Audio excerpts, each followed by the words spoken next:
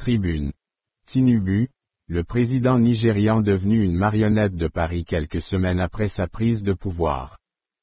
Une tribune de Byang Tinda Jean. À peine arrivé au pouvoir, le président nigérian se montre aux Africains comme un nègre de maison dangereux qui possède le pouvoir économique et militaire de faire reculer le processus de décolonisation de l'Afrique francophone. Macron n'a même pas besoin d'envoyer ses soldats au Niger sans un mandat du Conseil de sécurité de l'ONU. Il lui a suffi après quelques rencontres privées avec Tinubu à Paris pour boucler le profiling du nouveau président nigérian et comprendre qu'il pouvait exploiter ses complexes et surtout son ignorance dans la géostratégie politique coloniale française en Afrique pour l'utiliser comme arme de combat afin d'écraser les Nigériens dont les minerais d'uranium sont exploités presque gratuitement par la France.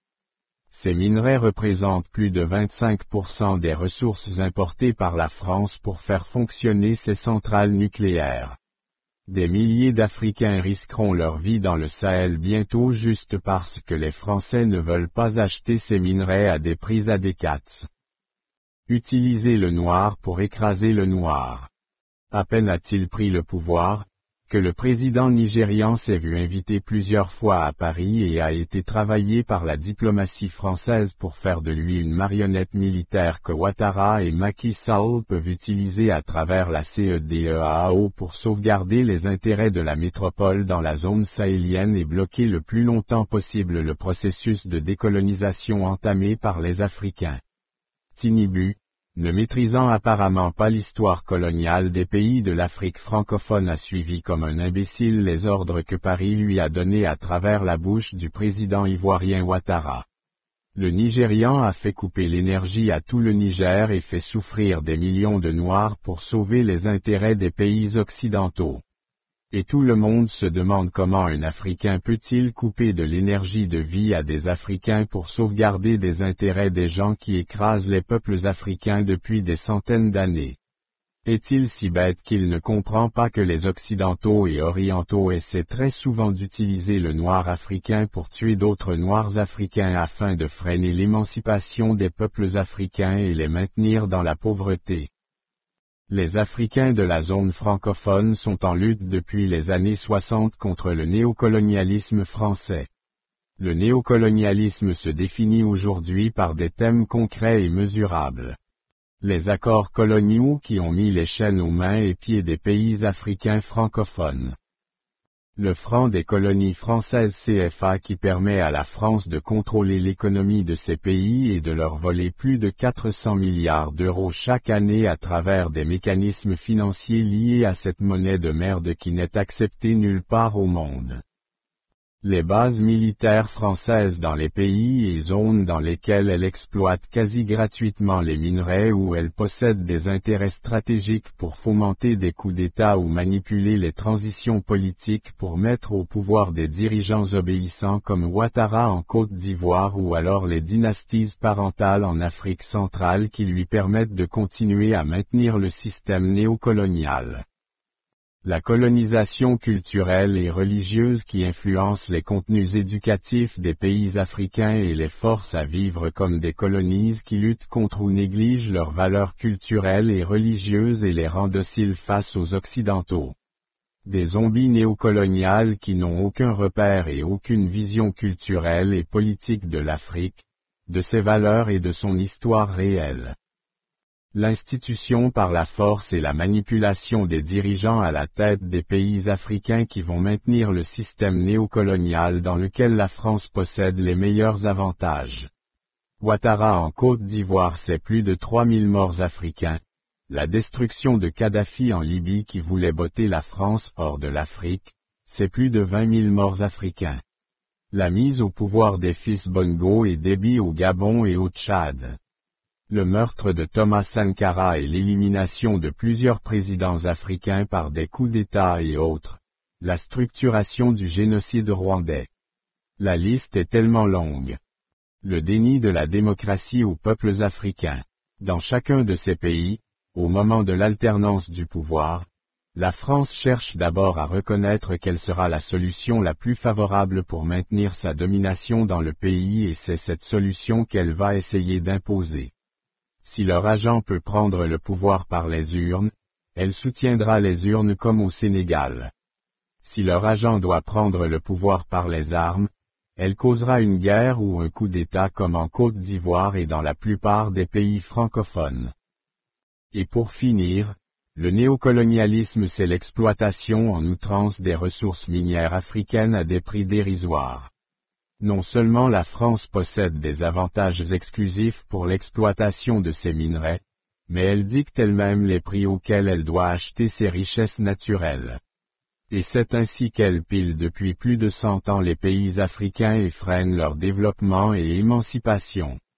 C'est devenu tellement flagrant que même des pays occidentaux comme l'Italie ne ferment plus la bouche pour accuser la France lorsqu'ils sont confrontés aux conséquences de ces actes en Afrique, le flux migratoire. Sans perspective sur leur continent à cause des gouvernances malades et sans vision économique africaine, les enfants noirs de l'Afrique vont mourir tous les jours dans la Méditerranée dans la tentative de rejoindre l'Europe pour avoir une vie décente. Lorsque Tinubu décide de couper l'énergie à ses pauvres frères du Niger, sait-il même au juste ce que c'est que le néocolonialisme? Est-il conscient en tant que Nigérian du combat que doivent mener les pays francophones pour se libérer de ce terrible cancer? Comment peut-il se permettre en tant que dirigeant d'un pays anglo-saxon de venir d'immiscer dans les combats de libération des peuples du Sahel qui sont occupés par plus de 3000 soldats européens sur leur territoire? Et au lieu de lutter le bon combat en tant que chef d'un pays leader de l'Afrique noire, il choisit plutôt de lutter contre ses propres peuples. Il coupe le courant électrique aux enfants noirs. Un acte barbare et répréhensible. Qu'est-ce que Macron lui a-t-il promis? Quel projet l'Union européenne lui a-t-elle promis pour poser ses actes? On le saura bientôt, rien ne se cache. Le printemps africain est en marche. Les Africains ont toujours besoin de plus de temps pour passer à l'action. Mais quand ils le font, ça devient sauvage et les conséquences sont incalculables. Les Français le savent très bien parce qu'ils connaissent très bien les Africains. Les non-africains exploitent très souvent ce profiling pour tirer avantage des Noirs et de leurs ressources. Et par la manipulation et la fraternisation, ils réussissent très souvent à activer le côté sentimental du Noir pour l'exploiter et le maîtriser. Mais en même temps ils savent aussi très bien et très vite reconnaître quand le Noir ou l'Africain n'est plus manipulable et ils font tout pour l'éteindre et le rendre inoffensif contre leur intérêt. Le plus souvent ils vont utiliser un autre Africain docile et manipulable pour se débarrasser de ceux qui ont compris le jeu et qui peuvent devenir un danger pour leurs intérêts. Voilà ce qui a toujours été la fatalité du Noir dans le monde. Des millions de Noirs ont perdu la vie au cours des siècles à cause de ce jeu malsain et macabre. Les Noirs aux États-Unis en ont souffert énormément. Les Noirs en France et en Afrique en ont souffert énormément. Les pays africains sont tombés dans le piège occidental de la fraternité et de l'égalité des hommes sur la terre, et des grands idéaux de mondialisation et autres. Ils ont créé des outils financiers et politiques et ont piégé les Africains d'y entrer et depuis les années 60, ils tiennent en main le destin de ces pays et leur culture et les manipulent comme bon leur semble et maintiennent ainsi ces peuples dans la domination occidentale. L'homme noir n'a pas besoin de l'amour du blanc. L'homme africain n'a pas besoin de chercher l'amour du blanc. Et avec blanc, il faut comprendre tout ce qui n'est pas noir. Pas seulement l'européen, l'asiatique et l'arabe aussi. Le comportement est identique pour tous. La seule chose dont le noir a besoin du blanc c'est son respect. Rien d'autre. Et l'Africain ne doit respecter que celui qui le respecte. Et il doit traiter les autres sans état d'âme. Car soit, il le regarde avec du mépris même quand il lui souriait, soit il le regarde avec de la haine. En tant qu'Africain dans le monde, tu dois développer comme tout premier réflexe, la capacité de reconnaître si on te respecte ou pas. Et tu dois savoir imposer le respect sans état d'âme si ce n'est pas le cas. Tu n'as pas besoin de l'amour des autres, qu'ils soient de l'Orient ou de l'Occident. Voilà le leitmotiv qui définit aujourd'hui le comportement d'un Africain libre dans le monde. Le respect et son indépendance. Depuis des années, les Africains se demandent comment ils peuvent se libérer de leurs chaînes. Et finalement, ils ont identifié la voie de sortie. La Chine comme partenaire économique et la Russie comme partenaire militaire. Utiliser la puissance financière de la Chine et la puissance militaire de la Russie pour faire disparaître le néocolonialisme français en Afrique. Pendant longtemps, la Chine et la Russie n'avaient pas compris jusqu'où les Occidentaux étaient prêts à aller pour maintenir le continent noir dans l'esclavage. C'est après la guerre de la France et l'OTAN contre la Libye qu'ils ont compris l'erreur monumentale qu'ils avaient commise en faisant confiance aux institutions internationales comme l'ONU. Malgré leur blocage et refus, l'OTAN a tout de même détruit la Libye et causé toutes les guerres et mouvements terroristes qui pullulent aujourd'hui en Afrique sahélienne et même au Cameroun et au Nigeria. Ces deux géants ont donc finalement compris que s'ils ne se donnaient pas des options militaires claires, ils seraient eux-mêmes des cibles probables de l'OTAN dans l'avenir. Depuis une dizaine d'années, le bloc militaire russo-chinois a œuvré pour se donner les moyens de défendre leurs intérêts dans le monde en activant l'option militaire et non seulement l'option économique. Car les Occidentaux pouvaient à tout moment frapper et détruire leurs efforts dans les pays du monde. Ils devaient être capables de défendre ces pays. Voilà comment Wagner prend de l'importance dans la stratégie militaire russe et devient l'instrument avec lequel la Russie va imposer l'alliance russo-chinoise dans le monde. La Syrie a été le premier champ d'action de la nouvelle stratégie militaire russo-chinoise. Les Africains ont vite compris le signal et ont sauté sur l'occasion pour enfin libérer leur continent de la France. Une France qui refuse par tous les moyens de devenir un vrai partenaire de l'Afrique sur la base du paradigme du respect expliqué plus haut. Elle veut rester dans le paradigme de la domination raciale, du mépris et de la haine. L'histoire retiendra que c'est le président Touadéra de la Centrafrique qui a donné le coup d'envoi du printemps africain. Mais en réalité, la coopération militaire directe de la Russie en Afrique contemporaine va commencer au Cameroun avec la guerre contre Boko Haram. On se souviendra que lorsque revenant de Paris où il avait déclaré la guerre contre Boko Haram, le président camerounais Paul Biya avait été lâché par ses partenaires parmi lesquels la France et les États-Unis au moment crucial dans lequel Boko Haram occupait en force le territoire camerounais. Le premier pays à avoir réagi et avoir envoyé des renforts en logistique militaire qui avaient permis à l'armée camerounaise de repousser Boko Haram, était la Russie. Pendant que le partenaire militaire des contrats coloniaux, la France et le deuxième partenaire militaire, les États-Unis, observaient comment le Cameroun allait tomber face au Boko Haram et laissait Paul Biya seul face à des promesses communes non tenues, c'est la Russie de Poutine qui va venir sauver le Cameroun. Aujourd'hui tout le monde se demande comment est-ce possible que Paul Biya soit parti en Russie malgré son âge. Mais le président camerounais connaît exactement qui sont les partenaires de son pays. Et même si après la stabilisation du Cameroun contre Boko Haram, les Français et les Américains ont tout fait pour se rattraper en envoyant de la logistique matérielle et humaine au Cameroun, les Camerounais n'ont pas oublié l'odeur puante de l'amitié occidentale envers leur pays dans un moment de détresse. Ils ont compris qu'ils aimeraient bien voir le Cameroun tomber et perdre de son indépendance acquise à travers la multiplication de ses partenaires et la fin des accords coloniaux savamment orchestrés par le président camerounais.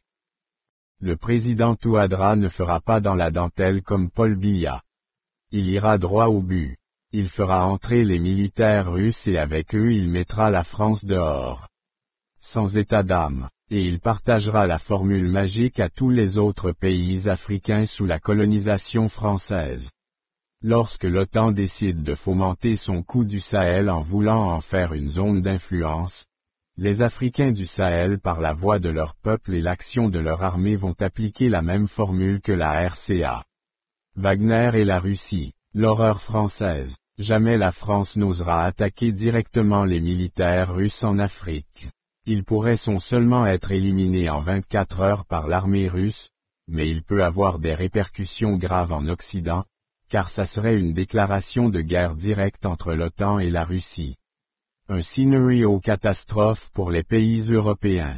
Comment vont-ils expliquer aux populations des pays occidentaux que leurs vies sont en danger désormais parce qu'un des pays membres, la France, refuse de donner la liberté à un pays africain qui veut sortir de l'esclavage néocolonial? Personne en Occident ne peut accepter de perdre sa vie ou de la mettre en danger pour des nègres en Afrique. Après le Burkina, le Mali a appliqué la formule Touadéra, la Guinée a appliqué la formule Touadéra et aujourd'hui c'est le tour du Niger. La formule Touadéra. J'ai décidé de baptiser l'arme de décolonisation de l'Afrique de la France, la formule Touadéra. Pour que la formule Touadéra fonctionne, il faut un mélange important de 3 forces. La première est le peuple. La deuxième est l'armée. La troisième est la Russie. Le peuple est la plus grande force. Le peuple doit se lever comme un seul homme et montrer sa volonté et exiger le respect de sa souveraineté. Et dans les moments les plus cruciaux, ce peuple doit passer aux actes. Exactement comme ce fut le cas au Burkina quand le peuple a bloqué les routes aux soldats de l'OTAN. On ne peut pas tuer tout un peuple uni dans son propre territoire. Impossible. L'armée doit prendre ses responsabilités et suivre l'appel du peuple. Quand le peuple exige le départ du président en place pour avoir sa souveraineté, l'armée doit faire partir le président en place. Car c'est l'armée qui est la première arme d'un peuple lorsque ses intérêts sont bafoués. Et l'armée doit représenter la volonté du peuple et c'est le même peuple qui va soutenir les soldats jusqu'à la victoire finale qui sera la libération du pays du néocolonialisme et de ses vestiges. La Russie est le partenaire idéal contre la force militaire occidentale qui voudra maintenir par la force le pays dans le néocolonialisme. Avec la guerre de l'Ukraine, la Russie a envoyé un message clair à l'OTAN. Je suis prêt à faire la guerre si vous touchez un seul de mes intérêts. Depuis 2014, l'OTAN et les Américains ont emmené les Ukrainiens à blesser les accords signés entre l'Ukraine et la Russie après leur première crise. L'OTAN a toujours essayé d'étendre son influence jusqu'aux portes de la Russie et finalement Poutine a mis fin à l'hégémonie pour retracer les nouvelles frontières avec l'OTAN.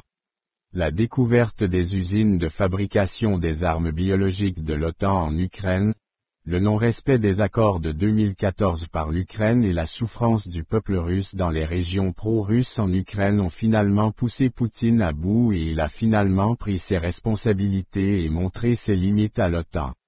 Et la guerre est loin d'être terminée en Europe. En conséquence, dans l'état actuel où il se trouve, Poutine n'aura aucun état d'âme de rendre la vie dure aux Français et Occidentaux en Afrique. In fine, la formule Touadéra peut fonctionner dans la plupart des pays qui ont marre du néocolonialisme français en Afrique. Elle peut fonctionner au Sénégal qui a décidé de mettre un jeune patriote sénégalais, Sonko en prison pour l'écarter de la course au pouvoir. Sonko est un danger pour la France pour garder la mainmise sur son deuxième pays d'influence dans ses colonies africaines.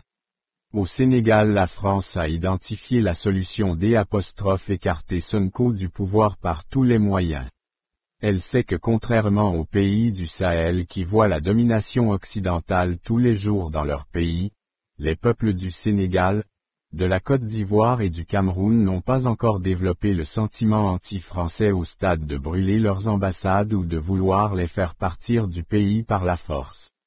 Dans ces pays tout comme au Tchad, Gabon, Togo et autres, ils peuvent manipuler soit les élections, soit les gragres pour mettre au pouvoir les fils des présidents dociles avec qui ils auront signé des accords secrets et qui vont défendre les intérêts de la France et le néocolonialisme une fois installés au pouvoir.